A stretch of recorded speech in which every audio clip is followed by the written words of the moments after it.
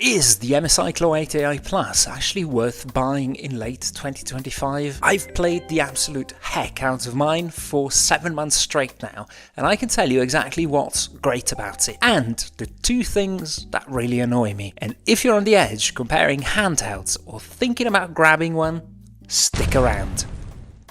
Hey, this is Play Fever and welcome back, and if you're new here, I talk gaming, handhelds and everything around them. And chances are, if you're watching this, you're either about to buy the Claw 8 AI Plus or you're stuck comparing handhelds until your brain melts. Trust me, I've been there when back in April, I bought the Claw 8. I put lots of hours into it, I made multiple videos on it, but the real question is, 7 months later with the 2025 handheld wave in full swing, is the Intel Claw still competitive, or God forbid will you regret buying one now?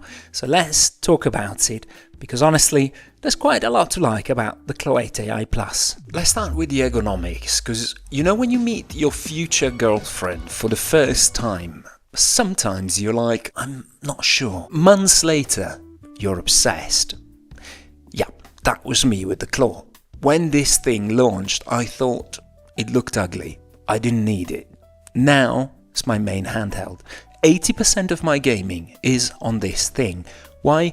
Because the ergonomics are excellent. They're not okay, they're not fine. They're properly great. The larger body fits my hands perfectly. Thumbsticks placement is spot on. Back grip, very comfortable. The buttons are intuitive. Everything is in reach. The weight is 795 grams. It's on the heavier side, but actually it feels balanced. I can play Battlefield 6 on this for hours, I'm talking proper hours, 4 to 5, without my hands turning into claws on their own. And I usually play laying on the sofa with a pillow like a civilized handheld enjoyer. What about the screen? No, it's not OLED. Yes, it's still great, because this is an 8-inch 1080p IPS panel with VRR, variable refresh rate, and honestly it's fantastic for handheld gaming. It's clean, it's crisp, it's bright, it's smooth. Look, once you get used to 1080p on a handheld, going back to 720, even on the gorgeous Steam Deck OLED is rough. Games just look better here. As simple as that. I love it. One of my favorite things about this is the fans, because this is absolutely super silent for a Windows handheld. Even at full throttle, which it reaches very seldomly, it doesn't scream. It's a low hum at worst. I play this in bed at night, my wife sleeps like a baby, I stay relaxed. Everybody wins. Let's talk about the speakers for a minute, because these speakers are shockingly good. Like, why does this sound so full, that good? They're loud, they're clear, they've got a surprisingly deep bass for something this size. I rarely go above 40% volume because it's plenty already, and I often run game and Spotify at the same time without headphones, and it's a solid experience. That's all I gotta say. The battery in here is an 80 watt hour battery, so quite a large battery. It lasts 2 hours on average at 23 watt TDP, so you can play Red Dead Redemption 2 at high settings on a handheld for 2 hours, and that's pretty insane. You're going to drop your TDP or your graphical settings, and that stretches, of course. You can plug it in and your fun is unlimited. It's a handheld. It won't last forever. That's why you're going to live with these things in general. This is definitely on the better side, and it lasts long enough. What about the gaming experience? Well, I've been a console gamer my whole life, so give me a big screen any day. But with this, I actually regularly forget where I am, just because I sink into a game so much. And I take Battlefield 6 again as an example, 24 watt, low settings, it does over 50 FPS. On an 8-inch screen, that's insane bang for the watt. All the titles, everything runs beautifully here.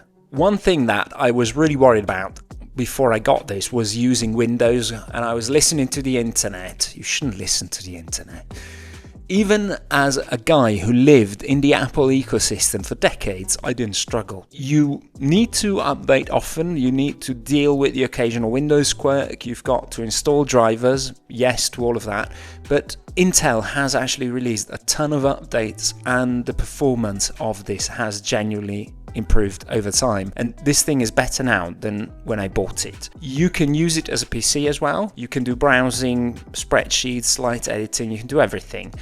Does it run new games? Well, everything I tested this year, including stuff like Metal Gear Solid Snake Eater, which is an Unreal Engine 5 game, has worked. By the way, that whole AI in the name, I think that is mostly branding. I know there's an AI feature in here that is supposed to automatically pick the best TDP for your game, but honestly I never use it because I prefer setting things manually.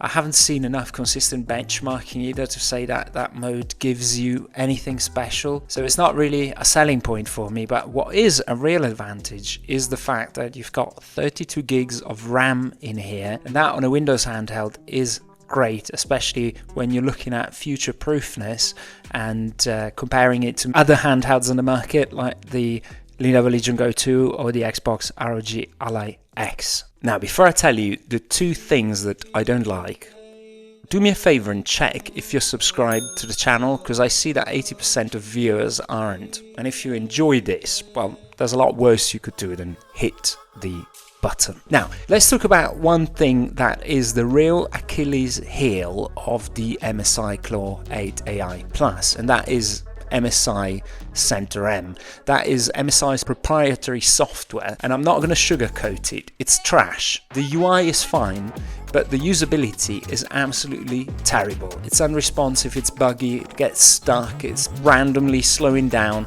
it interferes with gaming, and it causes issues, for example in Battlefield 6. And I'm really wondering, MSI, why? Why is something like Asus's Armory Crate SE much better? Why is the Legion Space better?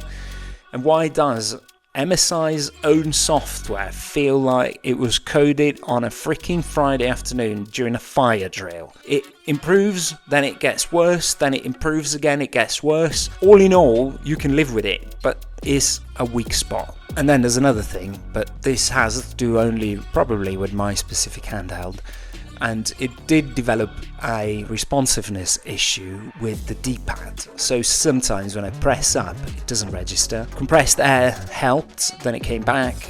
Could be mechanical, could be software. Either way, I'm sending mine in for that. It's not a deal breaker, but yeah, it's a little bit annoying. Before wrapping this up, there's one more topic that I want to touch on, and that is actually Intel versus AMD and the XeSS upscaling.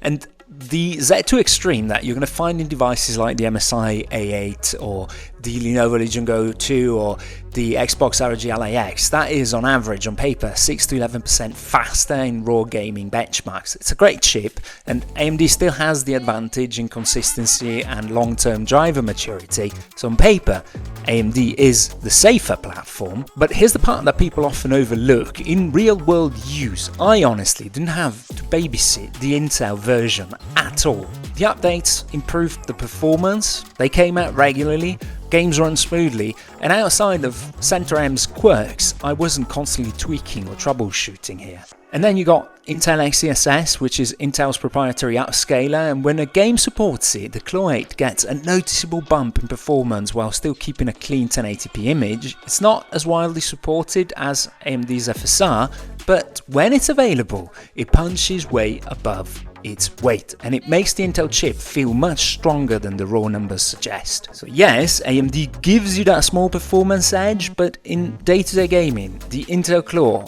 holds up absolutely fine, and I never have the feeling that I'm giving anything up. So should you buy the Claw 8 AI Plus in late 2025? And to me, that answer is a clear yes, because despite the quirks that we saw, the Claw 8 AI Plus nails the fundamentals. It's super comfortable to hold, powerful enough for modern titles, future-proof, you can do older games, mid-range games, no problem, great 1080p screen, whisper quiet fans, great speakers, and it's excellent for long gaming sessions, especially when you dock this. Great machine. Of course, the A8 and the Legion Go 2 with that Z2 Extreme are a bit faster, but not by a huge margin. I don't feel that necessarily justifies what they cost, especially the Legion Go 2. And in real-world use, the Claw8 AI Plus holds up its ground far better than the raw numbers suggest. So in a market that is full of new handhelds, the Claw8 AI Plus still hits that perfect balance. It's got a big screen, big battery, rock-solid gaming performance, and a price that doesn't punch you in the face. 7 months in, this thing has earned its spot as my daily driver, and if you're shopping around the $1,000, €1,000, pound mark, this is absolutely a handheld you should have on the radar. So bottom line is, go out there, get yourself one, try it, play it, and enjoy it, because I think you'll find that actually there's quite a bit to enjoy about the MSI Claw 8 AI Plus.